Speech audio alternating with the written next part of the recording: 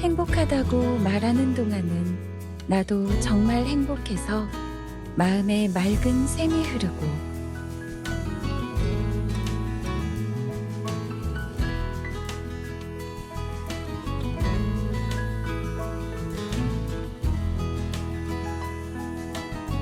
고맙다고 말하는 동안은 고마운 마음 새로이 솟아올라 내 마음도 더욱 순해지고 아름답다고 말하는 동안은 나도 잠시 아름다운 사람이 되어 마음 한 자락이 환해지고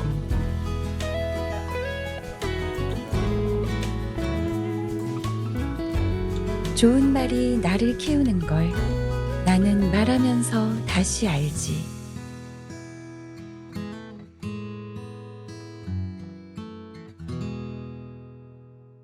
우리 윤혜정 집사의 가족, 아름다운 가족을 여러분 보셨어요.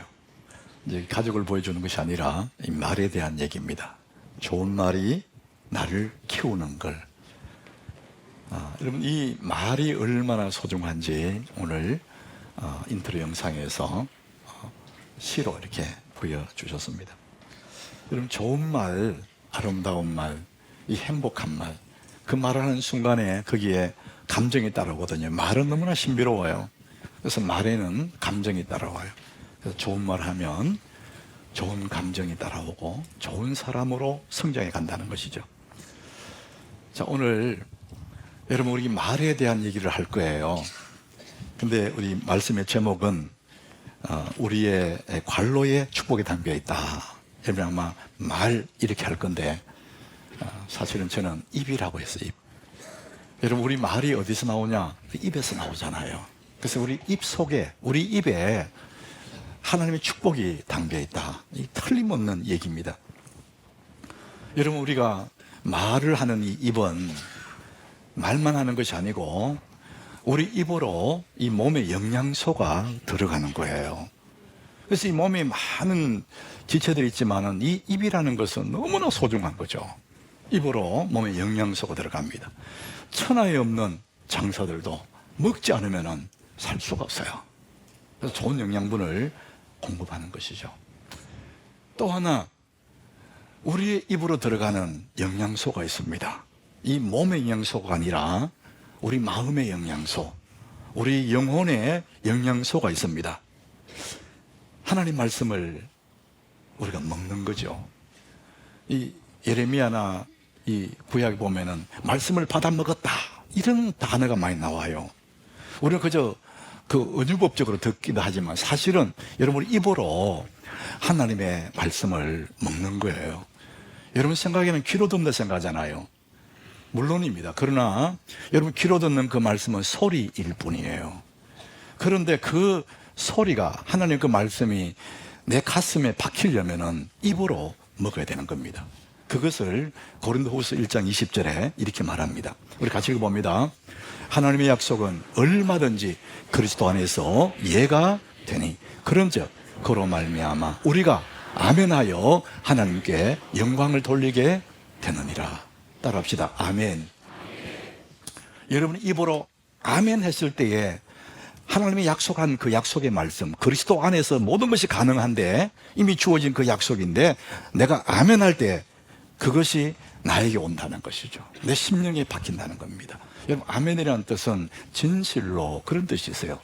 내가 하나님 말씀 앞에 아멘 할 때 주님 내가 진심으로 받아들입니다. 그렇습니다 주님 동의합니다. 이 뜻이 아멘이에요. 여러분 아무리 좋은 음식도 내가 먹어야 내게 영양소가 되잖아요. 하나님의 약속의 말씀이 이렇게 많이 있고 오늘 선포돼도 여러분 아멘하고 받아들이지 않으면 지나가는 소리에 불과한 것입니다.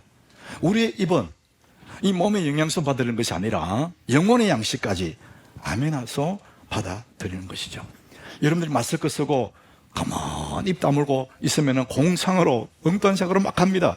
근데 비록 내가 마스크 쓰고 있지만 하나님의 약속의 말씀이 선포될 때마다 아멘 아멘 할 때 내 영혼에 하나님의 약속의 말씀이 살기 시작하는 거예요. 영적인 영양소가 여러분에게 임하는 것입니다. 여러분 아멘하여 여러분 복이 있기를 축복합니다. 그래서 우리 입은 영양소, 영혼의 영양소 먹고 몸의 영양소도 먹는 것입니다. 그래서 우리 입이 그렇게 중요해요. 그래서 우리 입에 축복이 담겨 있는 것입니다. 뿐만 아니라 우리 입으로 들어가는 것만 있는 것이 오늘 본문을 보니까 나오는 것이 있대요. 오늘 20절 한번 같이 읽어봅니다. 사람은 입에서 나오는 열매로 말미암아 배부르게 되나니 곧 그의 입술에서 나는 것으로 말미암아 만족하게 되느니라. 사람이 입으로 들어가는 것만 생각했는데 우리는 나오는 게 있다. 그 나오는 것으로 말미암아서 배부르게 된다. 아니, 먹어서 배부른데 왜 나오는 게 배가 부를까? 쉽게 얘기하면은 우리가 입에서 나오는 이 말을 통해서 내 삶이 풍성해질 수가 있다는 풍성. 그게 배가 부르는 거예요. 인생이 풍성해지는 것은 나오는 것으로. 그래서 곧 그 입술에서 나는 것으로 말미암아 만족하게 되는 거예요. 내 입의 말을 통해서 내 삶이 풍성해지기도 하고 내 마음의 만족을 누리고 행복해 이렇게 된다는 것입니다. 그래서 우리 입에 축복이 담겨 있는 것이죠. 할어반이라는 사람이 이렇게 말을 해요. 천사와 악마의 차이는 모습이 아니다. 말에서 차이가 난다. 이 악마도 천사의 탈을 쓰고 천사의 흉내를 냅니다. 겉으로 봐서는 저게 악마구나 저게 천사구나 구분은 안 된다는 거예요. 그런데 말을 들어보면 저게 악마네 천사네 알 수가 있다는 것이죠. 하나님이 우리 사람들에게 주신 이 복 중에 동물과 다르게 우리에게 주신 복이 있다면 말하는 겁니다. 말. 그래서 하나님은 우리의 입에 이 말을 통해서 일하십니다. 이 성경은 굉장히 우리 말을 중요해서 말하는데 가장 기본적으로 내 인생이 구원받을 때 말을 통해서 구원받는데요. 예수 그리스도께서 십자가에 죽으시고 부활하심으로 우리 구원을 다 이루었어요. 이루어놓은 그 구원을 내가 어떻게 받아들이느냐. 로마서 10장 10절에 이렇게 말합니다. 사람이 마음으로 믿어서 의에 이르고 입으로 시인하여 구원에 이르느니라. 우리 예수 믿으면 구원받는다 생각하잖아요. 맞아요. 그런데 내 마음으로 믿음으로 의에 이르고 입으로 아멘. 주님 내가 그걸 믿습니다. 진실로 아멘. 입으로 시인하여서 구원에 이른다. 그러니까 점점 받은 구원이 견고해지는 것은 주의 말씀 앞에 늘 아멘할 때, 예수의 죽으심과 부활에 대해서 늘 아멘할 때 내 믿음이 점점 견고해진다. 그런 의미가 있습니다. 그래서 우리가 입으로 주의 이루어놓으신 구원을 내가 받아들일 수도 있고, 그걸 내가 입으로 시인하면서 좀 더 견고해지기도 하고, 또 남에게 입으로 복음을 말할 때 그 사람이 구원을 받게 되고, 그래서 하나님은 우리의 말을 통해서 일을 하신다는 것이죠. 자, 이 말을 우리 수많은 언어학자들이 이 말에 대한 언어에 대한 책들도 많이 있어요. 근데 오늘 성경에 보면 말은 크게 둘로 나누어집니다. 시편 19장 14절 우리 같이 읽어봅니다. 나의 반석이여시오 나의 구속자이신 여호와여, 내 입의 말과 마음의 묵상이 주님 앞에 연락되기를 원하나이다. 제가 여러분들에게 자주 이렇게 성경을 읽게 하고 따라하게 하는 이유가 있습니다. 입을 여셔야 돼요. 그래야 하나님의 약속이 내게 들어오는 겁니다. 나의 반석이시여 구속자이신 여호와여, 내 입의 말, 그랬어요. 입의 말, 소리, 내 입에서 나오는 소리 있잖아요. 내 입의 말과, 이 첫 번째예요. 근데 내 마음의 묵상, 이것도 말이에요. 소리로만 존재하는 것이 아니라 내 마음의 생각, 묵상, 이것도 소리입니다. 이거 말입니다. 하나님, 내 입의 말과 내 마음의 묵상이 주님 앞에 연락되기를 원합니다. 이 말만 연락되는 것이 아니라 내 마음의 묵상, 생각도 연락된다는 것이죠.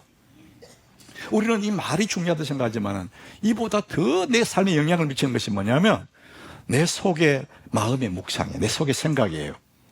이 심리학자들은 셀프 토크라 그래요. 스스로 자기에게 말하는 거예요. 한 번 내가 어려움 당하면은 나는 딴 생각, 딴 말 하고 있는데 다른 일을 해도 끝없이 내 속에서 큰일 났다, 큰일 났다, 큰일 났다. 셀프 토크 계속 내 속에 일어나는 겁니다. 이러다 망하지. 내 속에. 그러니까 걱정, 근심이 확 잡는 거예요. 그 내 마음의 깊은 것까지 전체가 다 염려로 꽉 차버리는 거예요. 내가 말은 안 했는데 내 속에서. 이것이 너무나 중요하다는 것이죠. 자, 그래서 말은 입에서 나오는 말이 있고 내 마음의 묵상 생각이 때문에. 근데 이 말이 또 이 말 자체에 우리가 말할 때 사실이 있고 진실이 있다는 것이죠. 여러분, 사실, 팩트를 하잖아요. 눈에 보이고 만져지는 것. 기자들은 사실만 방송하고 사실만 내보내고 알리고, 그래서 사실이라는 것을 가짜뉴스들이 이렇게 말합니다. 그래서 우리는 자꾸 사실만 믿으려는 경향이 있어요. 있는 그대로를 믿으려는 경향이 있습니다. 그런데 그보다도 더 눈에는 보이진 않는데 사실은 그 문제로 인한 그 이면에 진실이 있습니다. 목적이 있어요. 뜻이 있습니다. 근데 그건 눈에 안 보이는 거거든요. 민수기에 보면 가나안 땅에 12정 잠꾼을 보내요. 그 40일 동안 쫙 돌아보고 난 다음에 백성들 앞에서 보고를 해요. 자기들 본 것을 내용을 보고해요. 그때 10명과 2명이 나누어지잖아요. 10명의 보고입니다. 이 사람들이 뭐라고 했느냐면은 그 긴 보고 내용을 요약하면 이거예요. 우리가 가보니까 그 땅은 정말 좋습니다. 그리고 거기에 사는 백성들은 굉장히 강합니다. 강해요. 이게 사실이거든요. 그래도 그 가나안 땅에 있는 성들이 굉장히 견고해. 또 하나는 그들은 철병거를 가지고 있고 안악 자손이다. 거인의 후손들도 거기 살고 있더라. 그래서 우리는 못 갑니다. 사실을 얘기해서, 거짓말한 게 아니에요. 사실을 얘기했어요. 근데 그 사실을 들은 사람들이 밤새 통곡을 해요. 이제 우리는 다 죽었다. 애굽 땅으로 돌아가자.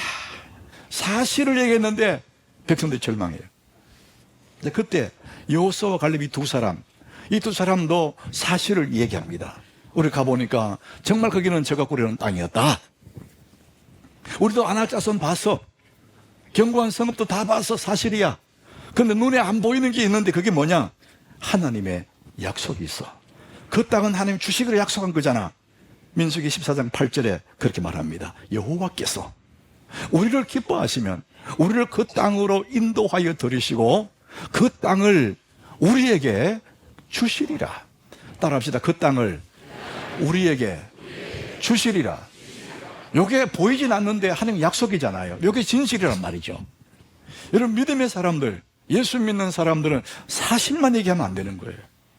그 사실 속에 있는 하나님의 뜻, 하나님의 약속, 하나님의 진심, 하나님의 목적을 우리 말할 수 있는 사람이 된단 말이죠. 그래서 하나님은 우리에게 인간의 말을 통해서 일을 하십니다. 믿음의 사람들은 보이지는 않지만 하나님의 그 약속과 하나님의 그 선한 뜻을 볼 수 있는, 그 말을 할 수 있는 사람이 믿음의 사람들이죠. 자, 여호수아와 갈렙이 그래서 사실은 그렇지만은 믿음의 얘기를 하는 거다. 우리는 갈 수 있다. 자, 그래서 하나님이 그들을 향해서 이렇게 말씀합니다. 민수기 14장 28절. 우리 같이 읽어보겠습니다. 그들에게 이르시기를 여호와의 말씀에 내 삶을 두고 맹세하노라. 너희 말이 내 귀에 들린 대로 내가 너희에게 행하리니. 너희 말이 내 귀에 들린 대로 해주겠다. 이 하나님 말씀. 하나님은 뭘 통해서 일하시느냐? 사람의 말을 통해서. 내가 맹세한다. 너희들이 입에 하는 말대로 내가 해주겠다. 우리는 아낙자손 때문에 못 들어갑니다. 그러면 못 들어가게 해주겠다. 그래도 우리는 들어갈 수 있습니다. 그렇게 말하면 들어가게 해주겠다. 정말 하나님은 그들의 말대로, 그 불평하고 원망하는 그 모든 사람들은 광야에서 다 쓰러집니다. 마지막에 다음 세대와 함께 들어간 사람은 여호수아와 갈렙밖에 없는 거죠. 하나님은 우리의 말을 통해서 일하십니다. 그런데 사람들은 자꾸만 눈에 보이는 거, 사실만 얘기하고 싶어 해요. 사실이 중요한 게 아니에요. 하나님의 약속, 하나님의 목적, 그 일을 통해서 하나님 하시고자 하시는 하나님의 뜻, 그것을 말할 수 있는 사람, 그 사람이 은혜로운 사람이고 믿음의 사람입니다. 하나님은 말을 통해서 일하십니다. 제가 언젠가 여러분에게 헛간과 곡간 얘기를 했어요. 이 추석이 이제 끝나고 나면 시골의 농어촌에서는 가을 거지를 시작합니다. 그 들판에 있는 곡식들 다 걷어들여서 어디에 쌌느냐? 곡간에 넣습니다. 곡간. 그리고 쭉정이들, 못 쓰는 것들, 이런 것들을 흙간에 넣어버립니다. 그래서 흙간과 곡간은 차이가 납니다. 겉으로 보기에는 똑같은 창고입니다. 문제는 그 안에 뭐가 들어넣냐? 곡식이 들어가고 귀한 게 들어가면 곡간, 안 좋은 거 쓸데없는 거 들어가면 흙간입니다. 제가 어릴 적에 흙간에서 많이 놀았어요. 곡간도 있고 흙간도 있고. 사람들이 겉보기에는 멀쩡해요. 다 괜찮은 사람 같아요. 누가 좋은 사람인지 안 좋은 사람인지 알 수가 없어요. 근데 중요한 것은 뭐냐? 그 사람 속에 뭐가 쌓여있냐? 뭘 넣어놨느냐에 따라서 좋은 사람, 악한 사람 나뉘어지는 것입니다. 예수님이 이것을 누가복음 6장 45절에 말씀합니다. 선한 사람은 어떤 사람이냐? 마음에 선을 쌓았다는 거예요. 마음에 쌓은 선, 거기서 선을 낸대요. 악한 자는 그 쌓은 악에서 그 속에 악을 많이 쌓아놨다는 거예요. 그래서 악을 낸다는 거예요. 마음에 가득한 것을 입으로 말함이니라. 사람의 겉모습 보고 저 사람이 좋은 사람, 그건 말할 수 없다는 거예요. 여러분, 내가 흙간인지 곡간인지는 내 속에 뭐가 쌓여있나, 이걸 보고 알게 되는 것이죠. 그래서 말은 마음에 쌓여있는 그것이 나오는 거지 않습니까? 여러분, 우리 마음속에 말거리가 있어야 돼, 말거리. 그래서 복 있는 사람은 어떤 사람인지 시편에 말하는데, 그 속에 말거리가 많이 있는 사람, 시편 1장 2절, 여호와의 율법을 즐거워하고, 복 있는 사람은 어떤 사람이냐? 오직 여호와의 율법을 즐거워하고 그 율법을 주야로 묵상한다. 그 말은 내 마음속에 하나님의 약속의 말씀, 이 말거리를 꽉 채워놓는 거예요. 이 사람이 어떤 사람이냐? 이 사람이 인생이 어떻게 되느냐? 그 다음 주에 이렇게 말해요. 같이 읽어봅니다. 그는 시냇가에 심은 나무가 철을 따라 열매를 맺으며 그 잎사귀가 마르지 않음 같으니 그가 하는 모든 일이 다 형통하리로다. 따라합시다. 형통하리로다. 그가 하는 모든 일이 왜 형통하냐? 그 속에 쌓아놓은 말거리, 그 속에 쌓아놓은 것이 너무나 좋은 것들이란 말이에요. 이분의 입에서 나오는 것들은 다 복이야. 남의 욕하고 그런 게 아니에요. 사이에 있는 것들이 주야로 주의 말씀을 묵상하니까 말거리 자체가 꽉 사여 있다는 것이죠. 사랑하는 여러분, 여러분은 흙간입니까? 곡간입니까? 여러분들의 입에 나오는 말들이 곱고 아름답고 복된 그 말들이어야 내 입이 이쁘고 복된 입이 되는 거죠. 우리는 평생에 이것들을 쌓아가는 겁니다. 그래서 흙간 같은 자기 자신을 곡간으로 바꿀 수 있는 길이 있습니다. 여러분들이 언제까지 흙간 같은 인생을 살겠습니까? 곡간으로 바꾸는 길이 있습니다. 제가 2011년 6월 첫 주에 주보 칼럼에 그걸 썼어요. 우울에 대한 얘기, 우울. 우울증 환자가 있지만 우리 다 우울증 갖고 있어요, 사람들은. 그 사람들의 특징이 상처받고 충격받고 그래서 어둡고 얼굴이 어둡고 웅크려요. 우울한 사람이 얼굴을 쫙 편 사람이 아무도 없어. 다 얼굴이 컴컴하고 어두워요. 이런 사람들 우울증을 치료할 때 두 가지 치료법이 있습니다. 이게 이제 정신의사들이 하는 거겠죠. 약을 주거나 그 사람들이 상담을 통해 하는 두 가지 치료법이, 첫 번째가 인지치료법입니다. 이 상담사들이 하는 거죠. 인지치료법. 이게 우리의 마음을 리프레이밍 하는 거예요. 그러니까 프레임을 바꾼다는 거예요. 리프레이밍 한다는 거죠. 이게 쉽게 얘기하면은 내 관점을 바꾸는 거예요. 한결같이 우울한 사람들은요, 우울한데 늘 피해의식을 가지고 있어요. 세상에 내 편 아무도 없어. 피해의식을 갖고 있어요. 자, 이럴 때 그 리프레이밍 한다는 건 어떤 거냐 하면은, 내가 지금 이렇게 이런 고통, 이런 아픔을 통해서 하나님 나를 더 강하게 하실 거야. 그 생각을 바꾸는 거예요. 피해의식이 아니라 이걸 통해서 하나님 나를 강하게 하실 거야. 욥이라는 사람이 바로 리프레이밍 한 사람이거든요. 가진 재산 다 잃었어요. 자식 10명 잃었어요. 몸에 병 들었어요. 그 자체만 봐서는 살아날 수가 없어요. 처절한 깊은 계곡에 빠진 거 아니에요. 그런데 욥은 그 있는 사실대로 받아들인 게 아니에요. 그 사실 속에 하나님의 목적, 하나님의 뜻을 머릿속에 리프레이밍 받아들인 거예요. 욥기 23장 10절에 욥은 자기 자신을 리프레이밍, 믿음을 리프레이밍해요. 우리 같이 읽어봅니다. 그러나 내가 가는 길을 그가 아시나니 그가 나를 단련하신 후에는 내가 순금같이 되어 나오리라. 내가 이렇게 다 이렇고 소망이 없지만은 그러나 내가 가는 길을 주님이 아시지 않나? 하나님 살아계시고 이걸 통해서 나를 망하게 하는 것이 아니라 내가 순금처럼 내가 나온다. 이런 생각을 딱 바꾼 거예요. 이게 리프레이밍 하는 겁니다. 관점을 바꾸는 거예요. 다윗이라는 사람도 시편 119장 71절에 보니까 욥 못지않게 큰 시련을 당했어요. 어릴 적부터 죽을 고비 몇 번 넘기고 그런 가운데 그 사실만 보면은 자기 너무나 서러워요. 그런데 고백합니다. 고난당한 것이 내게 유익이라. 이 모든 고난들 내게 유익이다. 왜? 이걸 통해서 하나님을 더 사랑하게 되고 하나님 더 가까이 가게 되는 거니까 이 고난 속에 유익이 있는 거다. 이렇게 마음을 관점을 바꾸는 거예요. 그러니까 굉장히 마음이 평안해지는 거죠. 이런 어려움 당할 때마다 스스로 자기에게 그렇게 말해요. 괜찮아. 이걸로 끝나는 거 아니야. 하나님 계시잖아. 여러분 그런 믿음을 가지셔야 돼요. 이 관점을 바꾸는. 그러면은 여유가 생깁니다. 또 하나 치료법이 행동치료법인데 이 우울한 사람은 늘 이렇게 고개를 떨구고 사람을 똑바로 쳐다보지 못해요. 눈동자가 자꾸 왔다 갔다. 그러니까 일부러 행동치료법이 뭐냐, 머리를 들고 똑바로 쳐다보라는 거예요. 그리고 어두운 표정, 일부러 밝은 표정을 지어라는 거예요. 따뜻한 미소 짓는 습관을 들이는 거예요. 얼굴을 확 펴라는 거예요. 그리고 말할 때도 조근조근 힘없이 기어들어간 목소리를 하지 말고 크게 말해. 크게 말하고 찬송 부를 때 크게 부르라는 거예요. 어두운 노래, 슬픈 노래 부르지 말고. 슬픈 사람 슬픈 노래 불러요. 근데 밝고 소망적인 노래를 불러라는 거예요. 이게 행동치료법입니다. 인지치료법, 행동치료법. 이건 전문가들이 쓰는 용어지만 사랑하는 여러분, 하나님은 우리 아버지입니다.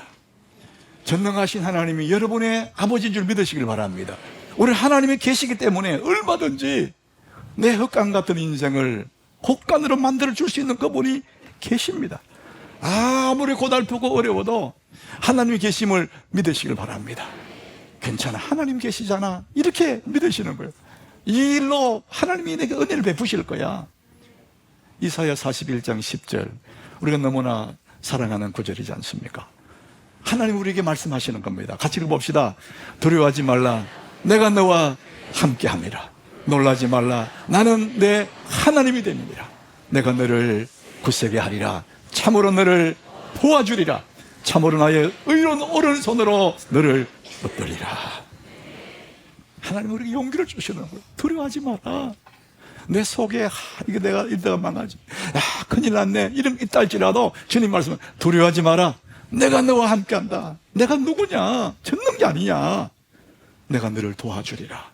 의로운 오른손 너를 붙들리라. 그렇게 말합니다. 여러분, 어떤 상황 속에서도 있는 상황을 가지고 괴로워하지 마십시오. 하나님을 바라보시길 바랍니다. 하나님 내 속에 들어오면 나는 모든 것이 가능합니다. 그래서 이제부터 여러분 새롭게 출발하셔야 됩니다. 그런데 사람들은 너무 힘들어서 아무것도 할 수가 없어요. 이런 사람이 있어요. 의욕이 안 생겨요. 여러분, 아무 의욕이 안 생기고 아무것도 할 수 없다고 할지라도 여러분 할 수 있는 일을 하세요. 작은 일부터 하세요.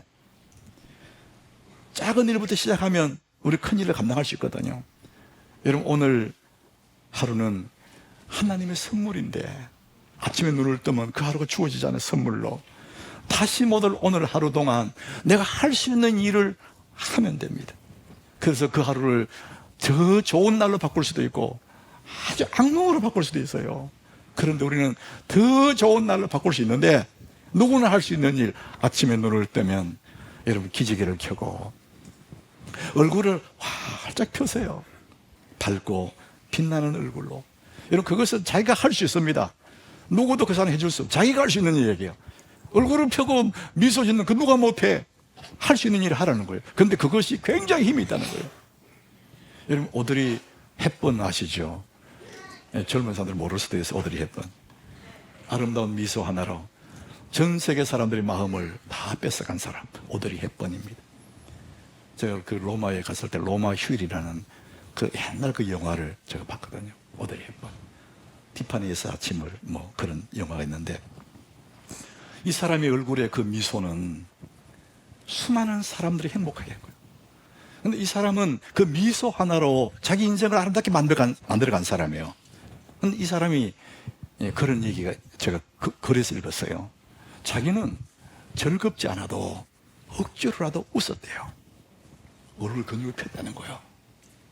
여러분, 힘들어도 이 사람은 얼굴에 근육을 펴고 미소를 지었다는 거예요. 그래서 그냥 된 미소가 아니고 세월 속에, 삶 속에 연습한 그 미소가 얼굴에 확 번진다는 거예요. 여러분, 누구도, 어떤 사람도 아침에 미소 짓는 것은 누구나 할 수 있는 일입니다. 그런데 그것이 그렇게 우리에게 중요한 삶의 핵심이 된다는 거예요. 저는 오늘 여러분이 들고 싶은 것은 오드리 헵번 얘기하는 거 아니에요. 그 아름다운 배우의 그 얼굴의 미소보다 비교가 안 되는 진짜 멋진 해같이 빛나는 얼굴이 있지 않습니까? 예수님의 얼굴입니다. 마태복음 17장 2절, 우리 지난주에 읽었는데 우리 같이 읽어보겠습니다. 그들 앞에서 변장되사 그 얼굴이 해같이 빛나며 옷이 빛과 같이 희어졌다. 예수님의 그 얼굴이 해같이 빛났대요. 미소 정도가 아니라 환했다는 거예요. 너무나 밝고 빛나는 그 얼굴.